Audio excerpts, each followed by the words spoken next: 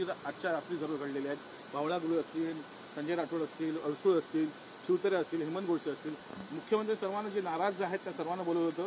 काय नक्की चित्र आहे? या निवडणुकीच्या काळामध्ये काही गैरसमज बाहेर पसरत असतात आणि हे गैरसमज दूर करणं हे नेत्यांचं काम असतं. म्हणून आज ज्या बातम्या तुमच्या माध्यमातून प्रसारित झाल्या होत्या त्या संदर्भामध्ये सर्व वर्षावर आले होते. आज वर्षावर CM साहेब सर्वांना भेटले, सर्वांना त्यांच्या पद्धतीने त्यांनी समजून सांगितलेलं आहे आणि मला वाटतं आता वाद राहण्याचा काही प्रश्न येणार नाही. आणि त्या सर्व बाबीवर आता सध्याला सुद्धा दोन्ही DCM आणि CM साहेबांची बैठक चालू आहे.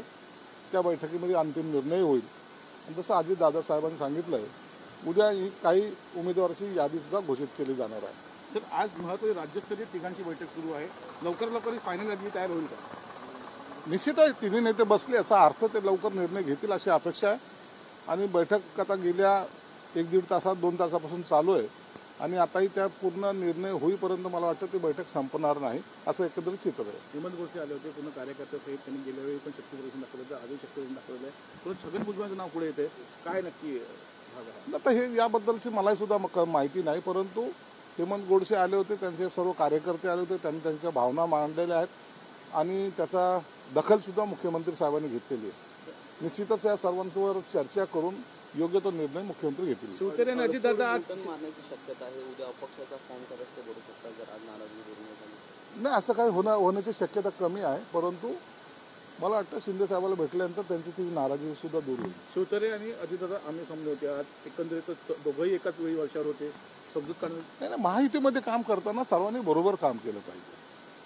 मग हा नाराज आहे यांनी त्याच्या विरोधात, त्यांनी त्याच्या विरोधात, असं जर वातावरण असलं तर महाराष्ट्रामध्ये सर्व एकमेकाच्या विरोधात उभं राहायला तयार असतात.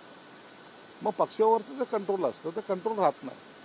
म्हणून या सर्वांनी एकत्र यावं यासाठी ही बैठक आहे आणि मला वाटतं त्यांचंही समाधान होईल. उद्याचं चित्र तुम्हाला आणखीन वेगळं पाहायला मिळेल एवढं मात्र निश्चित आहे. रत्नागिरी संदर्भात या सर्वच मतदारसंघात चर्चा होते. महाराष्ट्रातल्या 48 मतदारसंघाची चर्चा यांच्याकडे होते आणि आजची जी काही बैठक आहे ती अंतिम बैठक त्याला म्हणायला हरकत नाही.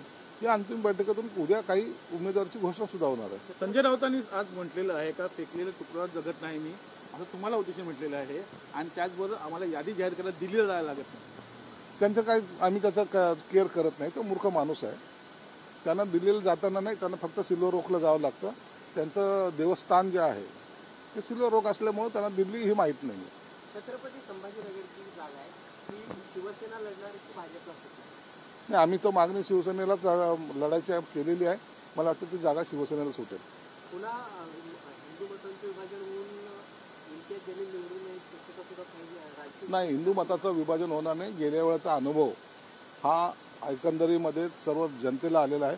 मताचं विभाजन झाल्यामुळं काय घडू शकतं आणि त्यानंतर झालेल्या दंगलीचा परिणामसुद्धा लोकांनी भोगलेला आहे. म्हणून मला असं वाटतं की आता मताचं विभाजन हे होणार नाही. Thank you sir. Thank you sir. आजच्या रात्री सर्व घडलेले आहेत. भावळा गुरु असतील, संजय राठोड असतील, अडसूळ असतील, शिवतरे असतील, हेमंत गोडसे असतील, मुख्यमंत्री सर्वांना जे नाराज आहेत त्या सर्वांना बोलवलं होतं. काय नक्की चित्र आहे? या निवडणुकीच्या काळामध्ये काही गैरसमज बाहेर पसरत असतात आणि हे गैरसमज दूर करणं हे नेत्यांचं काम असतं. म्हणून आज ज्या बातम्या तुमच्या माध्यमातून प्रसारित झाल्या होत्या त्या संदर्भामध्ये सर्व वर्षावर आले होते.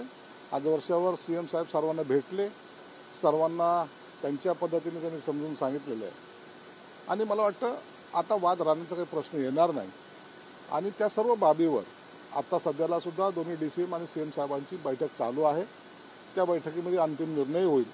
आणि जसं अजितदादा साहेबांनी